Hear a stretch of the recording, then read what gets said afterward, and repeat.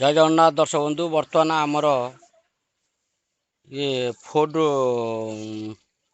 कौन तुम चैनल और फूड ब्लॉगर रसी केमती शौल माछ गोटे काटि सारे गोटे हाथ धरी पाउंश बुड़ुंट देखु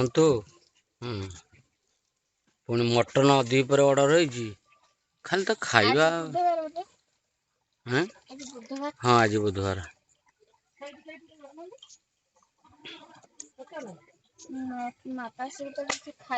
सांग मैंने मोर माछ कटा सरी जाइए बाहर गोटे चुली हो गला आमर ये गछ तले माछ काटिली भाजी एवं कलर आलू भाजी पखाड़ खिया बापा अच्छा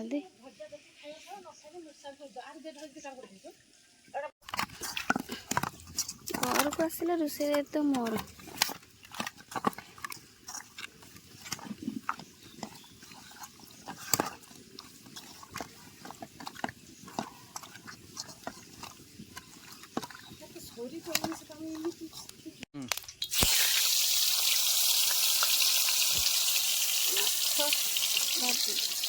पखाड़ खिया ना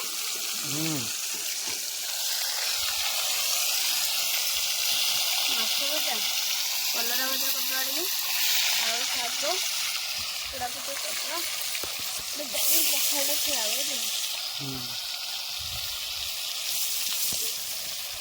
कौन पड़ो कौन बेल पड़ो सत कथा कहले बाधुची लाज ना कली कर जा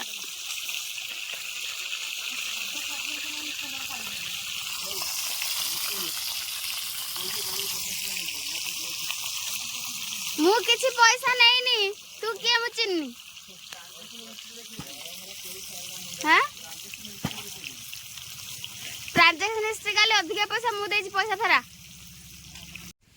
कलर आलू भाजी भी मु पुसी माउसी पुस आ खाइबो माछ भाजी खंडा देबी जदी आसीबो हाँ ये मो सासू एला सोइलानी ये जीवनी आज आउ हाँ पखाड़ा खंडा खाइबो ए पुसी माउसी पेटेला आसी कलरा आलू भजा आ पखाड़ा दे दिन खाइते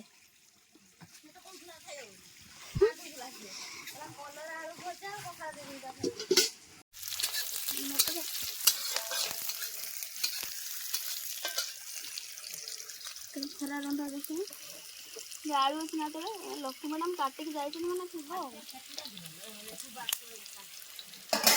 आज खरा आती गछमूल रोषे आज्ञा तो मुझे सब लगी यूट्यूब रे कहे मो आज्ञा सुबिया दरकार ना ओ तो मो आज्ञा सुबिया दरकार कोनटा पतुच एटा पतिले कौन हबो पतिले कौन हबो बड़े मारले बिजली वज्रपात को कंट्रोल करियो एमितिर कौन वज्रपात घर को पड़ुछ ना कोन हां कोन टीवी भी से पड़ गयो फैन पड़ गयो एसी पड़ गयो इन्वर्टर पड़ गयो सब पड़ गयो एटा लगेला कुछ हबनी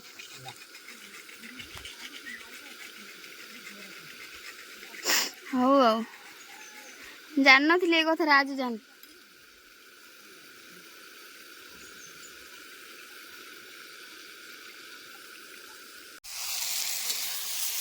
बाबा रे साइड रो काठ पके तो पूरा पेड़ गिरी गला रे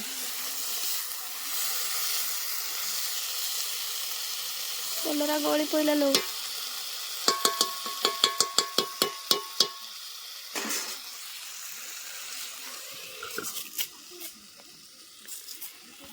मो हेची 8टा मो बोर तार 4टा बेलू छानिया उठ उठ काम सारी हाथ रांधे कि ना खरा हम खाई पारन रांधे 8टा बेलू माछ भाजी कला भाजी भी शाग भाजी पखाड़ भाजी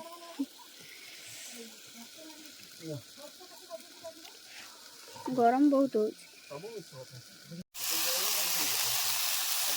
मोर फाइनाली शाग शाग पर खाइबू पखाड़ कलम शाग भजा ଖାଇଥିଲି।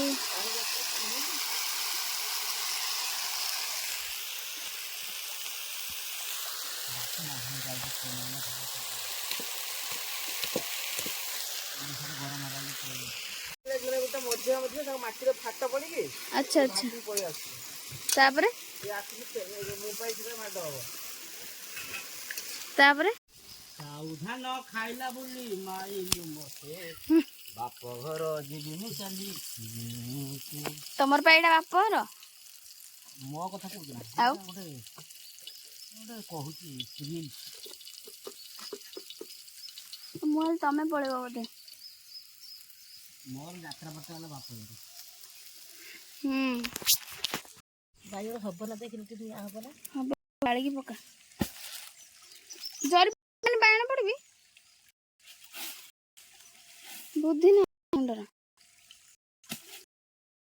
ଏଇନା ପୋଡ଼ା ହବ ପୋଡ଼ିକି ତ ସାଙ୍ଗମାନେ ଖାଇବାର ବ୍ୟବସ୍ଥା ଆମର ଏବେ ଏଇଟା ହେଇଛି। ଏବେ ସମୟ ବାଜିଛି କେତେଟା 8:40 ପଖାଳ ଖିଆ ହବ ସବୁ ରେଡ଼ି ହେଲା। ବୋଉ ଭାତ ବାଢ଼ିକି ଆଣି ସାରିଲାଣି ତରକାରୀ ପତ୍ର ମୁଁ ବାଢ଼ିବି ଖାଇବୁ ବସିକି ଆମେ ସବୁ ମିଶିକି ଦେଖଉଛି।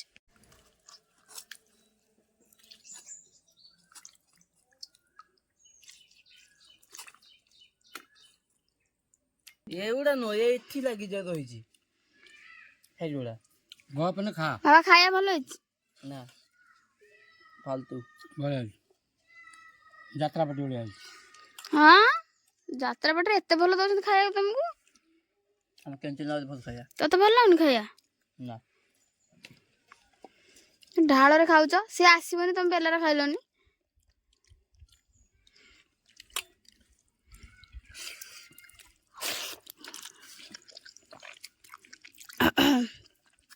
ରାଗ ହେଇଗଲା ତାକୁ ଡାକିଲେ ତା ପାଇଁ କିସ କହିଲେ ପଳେଇଲା ରାଗି କିଛି କୁହାନି ବା କାଇଁ ରାଗିଲା ସେ ଦର ଫୁଲେଇ